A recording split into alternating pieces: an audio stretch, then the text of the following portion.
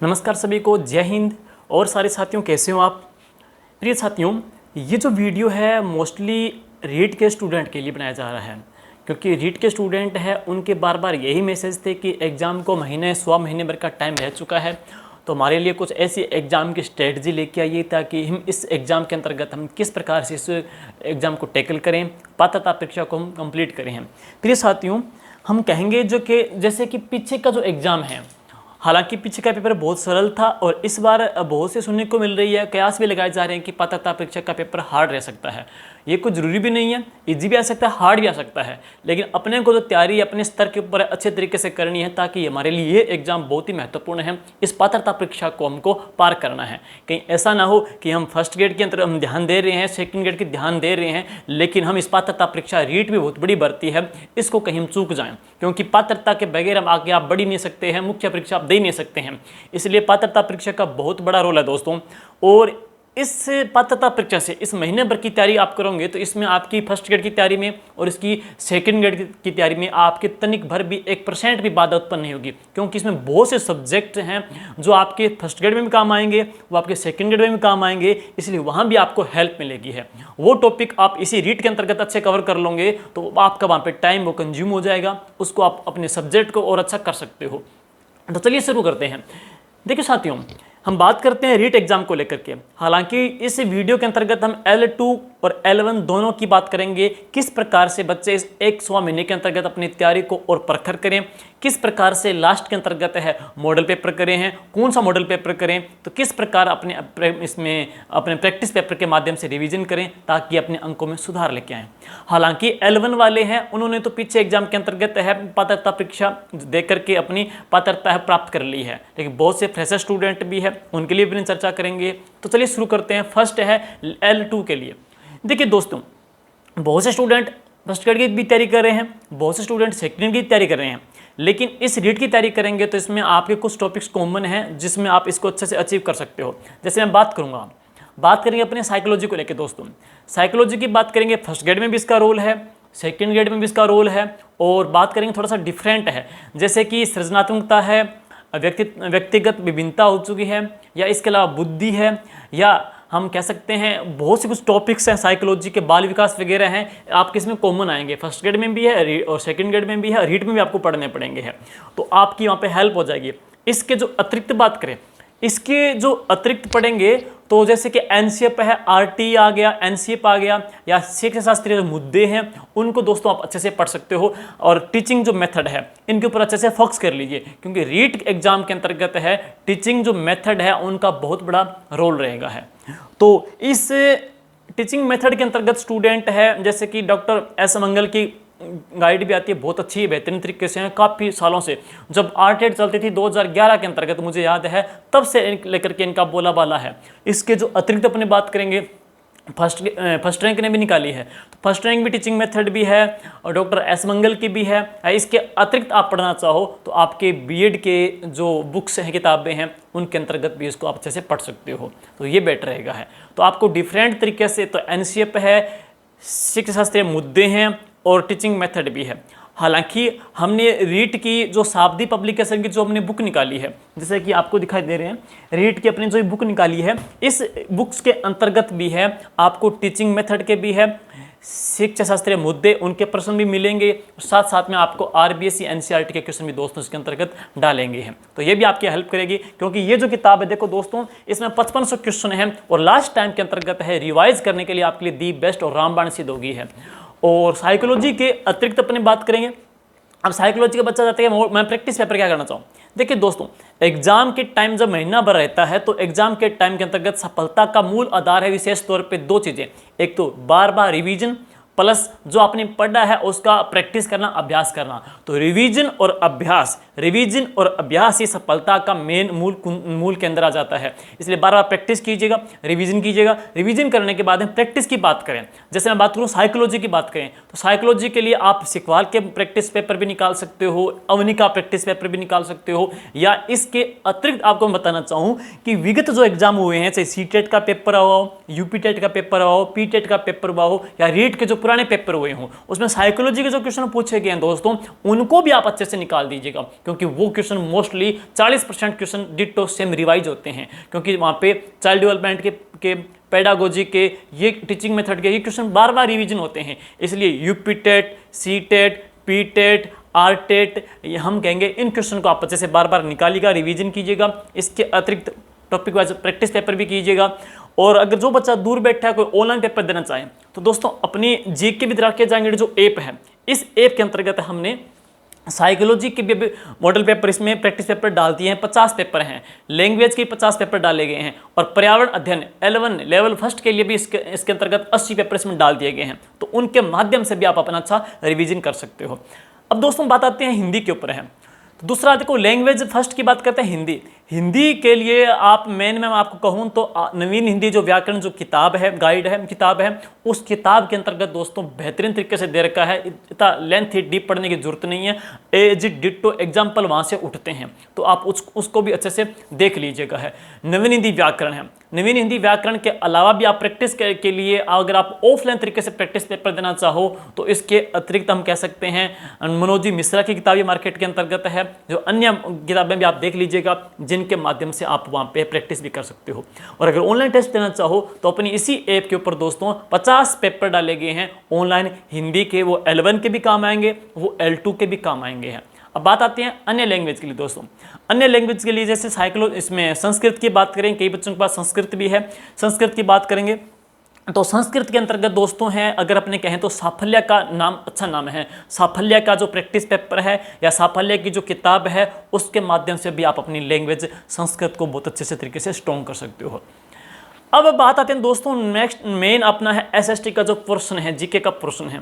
देखो दोस्तों, एसएसटी का जो पोर्शन है ना, इस पोर्शन के अंतर्गत आपके जो 60 क्वेश्चन आने हैं, उसमें राजस्थान जीके की प्रधानता भी है, इंडिया जीके की प्रधानता भी रहेगी है, उसमें टीचिंग मेथड भी है, तो ये शिक्षा शास्त्रीय मुद्दे भी है।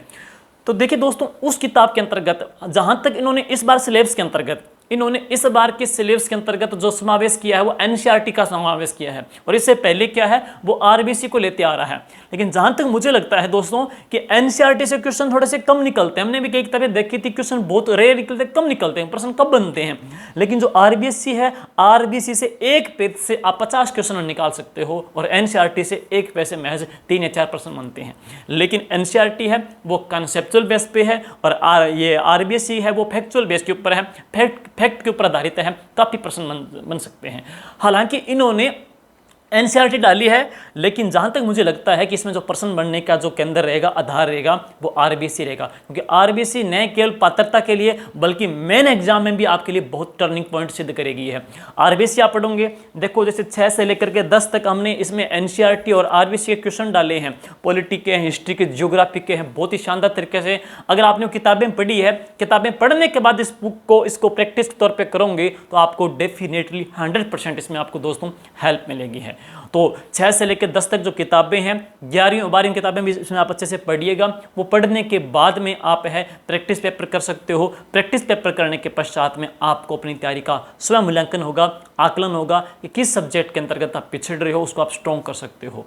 तो लैंग्वेज के बाद साइकोलॉजी के पश्चात हम एसएसटी की बात की थी, तो एसएसटी के अंतर्गत है मार्केट में, ये नहीं करा मैं, ये भी है मार्केट में जो आपको अच्छी बेटर लगे, क्योंकि मार्केट के अंतर्गत है राजस्थान जो अध्ययन की किताबें हैं, इनकी बहुत सी किताबें मार्केट में आ रखी है, तो उसमें जो आपको बेटर लगे अच्छे से आप उनका निरीक्षण कीजिएगा, विश्लेषण कीजिएगा, जो आपको बेटर लगे वो प्रैक्टिस के लिए लेके आ सकते हो। लेकिन मैं आपको बार बार कह रहा हूँ कि 2 चीज़ें बार बार महत्वपूर्ण हैं। एक तो क्या है, जितना जो पढ़ लिया आपने उसका बस रिवीजन करना लास्ट एग्जाम के अंतर्गत लास्ट टाइम में है, और इसके जो अतिरिक्त है दोस्तों, आपने जो रिवीजन किया है, आपने जो पढ़ा है, उसका आपको मूल्यांकन होना भी जरूरी है। मूल्यांकन के लिए 2 चीज़ें कर सकते हो। एक तो क्या को प्रैक्टिस पेपर लेके आ सकते हो, कंप्लीट प्रैक्टिस पेपर आएगा तो उसमें क्या थोड़ी विश्वसनीयता कम रहती है दोस्तों। जैसे एक में ही लैंग्वेज है, उसी के अंतर्गत ही एसएसटी का प्रश्न है, उसी के अंतर्गत ही साइकोलॉजी है, तो उसमें कई बार क्या लेवल का थोड़ा सा फर्क रहता है, विश्वसनीयता वेदता उसमें कम रहती है। अगर आप तो जो डिफरेंट पढ़ोगे ना, तो उसमें आपको क्वालिटी बेटर मिलेगी है। जैसे साइकोलॉजी का डिफरेंट है, एसएसटी का डिफरेंट है, या इसके अतिरिक्त अगर आप कुछ करना चाहो तो विगत जो एग्जाम है, जैसे कि मैंने आपको पीछे बताया था, रीट का है, सी टेट का वगैरह रहा है और उनमें जो क्वेश्चन पूछे गए हैं, चाहे वो एसएस के हो, चाहे वो साइकोलॉजी के हो, चाहे वो लैंग्वेज के हो, तो उससे भी आप अपनी तैयारी को बेहतरीन तरीके से नया रूप दे सकते हो। साथ साथ में ऑनलाइन पेपर देने के लिए दोस्तों आपको जीके विद राकेश जांगेड़िया का कोई अदर ऐप भी है, वहां आप अपने कोई साइकोलॉजी का है, कोई लैंग्वेज का है या कोई एसएसटी का है, पेपर दे करके अपनी तैयारी को और अधिक पैनी भी कर सकते हो। तो दोस्तों ये था L2 के लिए, साइकोलॉजी के लिए, लैंग्वेज के लिए और अपने कह सकते हैं एसएस के लिए थोड़ा सा परीक्षा का पैटर्न है। क्योंकि दोस्तों एसएस आप पढ़ोगे, देखो राजस्थान अध्ययन आपके जो एसएस का जो क्वेश्चन आएंगे इसके अंतर्गत राजस्थान अध्ययन भी आएंगे। ये सिर्फ आपकी पात्रता परीक्षा में नहीं है, मेंस एग्जाम जो अधीनस्थ बोर्ड लेगी और उस अधीनस्थ बोर्ड का जो केंद्र बिंदु जो आधार होता है वो क्या होता है, राजस्थान अध्ययन की किताबें हैं दोस्तों, जो पहले चली आ रही थी वो वाली और एक अब वाली है, इसलिए आपको दोनों बेस्ट करनी है। दोनों आपकी यहाँ भी हो जाएगी और ये किताबें आपकी मेन एग्जाम में भी आपकी हेल्प करेगी। इसके जो अतिरिक्त दोस्तों, इसके अतिरिक्त है यही जो किताबें हैं, यही जो सिलेबस, चाहे ज्योग्राफी का हो, चाहे हिस्ट्री का हो, चाहे पॉलिटी का हो, तो यही जो सिलेबस आपके फर्स्ट ग्रेड में भी जोड़ा गया है, कल्चर भी है, ज्योग्राफी भी, हिस्ट्री पॉलिटी भी है, और यही जो सिलेबस दोस्तों आपको सेकंड ग्रेड में मिलेगा है। तो सेकंड ग्रेड में भी आपकी हेल्प मिल जाएगी इसके पढ़ने से है, फर्स्ट ग्रेड में हेल्प मिल जाएगी, साथ साथ में जनवरी में जो रीट का मुख्य एग्जाम होगा उसमें भी आपको हेल्प मिलेगी है। इसलिए इस एक महीने में अपनी इस तरीके से आप तैयारी कीजिएगा ताकि psychology common subject, common topic हो जाए, जीके कॉमन टॉपिक हो जाए और साथ साथ में आपकी 3 चीजें पैरेलल चलती रहेगी है। और दोस्तों इसके अलावा बात करूंगा L1 की बात करना चाहेंगे दोस्तों, तो L1 के लिए वो साइकोलॉजी की सेम बात है, लेकिन L1 के अंतर्गत दोस्तों आप विशेष तौर पे साइंस के लिए NCERT की जो किताबें हैं, साइंस की किताबें 10th तक की है, उनको अच्छा पढ़िएगा क्योंकि उनका बहुत महत्वपूर्ण रोल रहेगा है। प्लस इसके अतिरिक्त है 10th तक आप मैथ है वो भी कर लीजिएगा क्योंकि अकेले 30 क्वेश्चन मैथ के आते हैं, उनमें से तकरीबन 20-22% मैथ के आएंगे, प्लस 7-8% आपके टीचिंग मेथड के भी आ सकते हैं। और हिंदी के लिए आप है RBSC की नवीन हिंदी व्याकरण की किताब पढ़िएगा, दी बेस्ट है। साइकोलॉजी आपको मैंने बताई दी है, प्रैक्टिस पेपर के तौर पे सिकवाल का कर सकते हो, अवनी का भी कर सकते हो। अगर आप इसके अलावा ऑनलाइन करना चाहते हो तो जीके विद राकेश जांगेड़ के ऊपर है, अपने 50 क्वेश्चन हैं साइकोलॉजी के दोस्तों डाले गए हैं, उनको भी आप कर सकते हो। और बात करेंगे अपने EVS के लिए दोस्तों, तो EVS की बात करते हैं। EVS के अंतर्गत आप 10th तक साइंस करोगे, साइंस के प्रैक्टिस के लिए दोस्तों आप दिशा की 2020 किताब भी लेके आ सकते हो। इसके अतिरिक्त आप है सीटेट के जो पुराने पेपर हुए हैं या रीट के जो पुराने पेपर हुए हैं उसमें EVS से कौन कौन से क्वेश्चन कैसे पूछे गए हैं तो उनका आप कलेक्शन मार्केट में आ गया है, उनको भी अच्छे तरीके से कर सकते हो। और उसके अतिरिक्त उसमें 10 क्वेश्चन राजस्थान बेस के आएंगे। राजस्थान बेस के करने के लिए आपको दोस्तों राजस्थान अध्ययन की जो 6 से लेकर के 10 तक की जो किताबें हैं वो पढ़नी है क्योंकि ये किताबें आपकी पात्रता परीक्षा में भी हेल्प करेगी और तकरीबन आपका 190 या 200 नंबर तक का रीट के मुख्य एग्जाम में रोल रहेगा,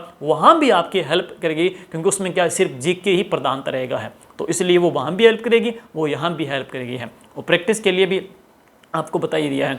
तो इस प्रकार से दोस्तों मात्र 1 महीना, जैसे कि 1 महीना 15 जून आ चुकी है और आगे 22-23 जुलाई को, आगे हम 23-24 जुलाई को एग्जाम रहेगा है, तो इसी 1 महीने 100 महीने के अंतर्गत है अपने इस तरीके से तैयारी कीजिएगा ताकि आप इस पात्रता परीक्षा को अपने पार कर सकें। तो अक्सर दोस्तों होता है कि हमारे पास जो परीक्षा मैंने आगे पढ़ी है हम उसको गौर नहीं करते हैं, हम आगे का सोचते हैं और ये जो आपके हाथ में आई है ना तो ये आपके चली ना जाए, इसलिए जो आपके हाथ में 8% एग्जाम जो परीक्षा है ना दोस्तों, इसको अपने हाथ में रखिएगा, इसको अच्छे से पढ़िएगा ताकि आप मुख्य परीक्षा के लिए एलिजिबल रह जाओ। तो कहीं कल को ऐसा ना हो कि हम पात्रता परीक्षा को पास ही ना कर पाए हों, क्या पता पेपर का लेवल हार्ड रहे, इजी रहे, वो तो भविष्य के गर्भ के अंतर्गत है। लेकिन 8% आपके सामने 1 महीना है, इस 1 महीने के अंतर्गत आपको मैंने 2 चीज़ें बता दी है, जितना पढ़ा है उनका बार बार रिवीजन कीजिएगा और इसके अतिरिक्त है रिवीजन करने के पश्चात में पुराने जो पेपर आए हुए हैं उनका विश्लेषण कीजिएगा और साथ साथ में इसके अतिरिक्त है चाहे ऑनलाइन तरीके से चाहे ऑफलाइन तरीके से आप अपनी प्रैक्टिस भी कीजिएगा ताकि आपको अपनी कमियों का, आपको अपनी पकड़ का, मजबूती का पता चल सके, तो उन चीज़ों को आप सुधार करके एग्जाम के अंतर्गत बहुत अच्छा प्राप्तांक कर सको और इस पात्रता परीक्षा के लिए आप एलिजिबल हो सको। तो यही था दोस्तों इस वीडियो का मुख्य उद्देश्य था। और अगर अच्छा लगे दोस्तों तो वीडियो को शेयर कीजिएगा, कमेंट कीजिएगा। Thank you, goodbye, all the best.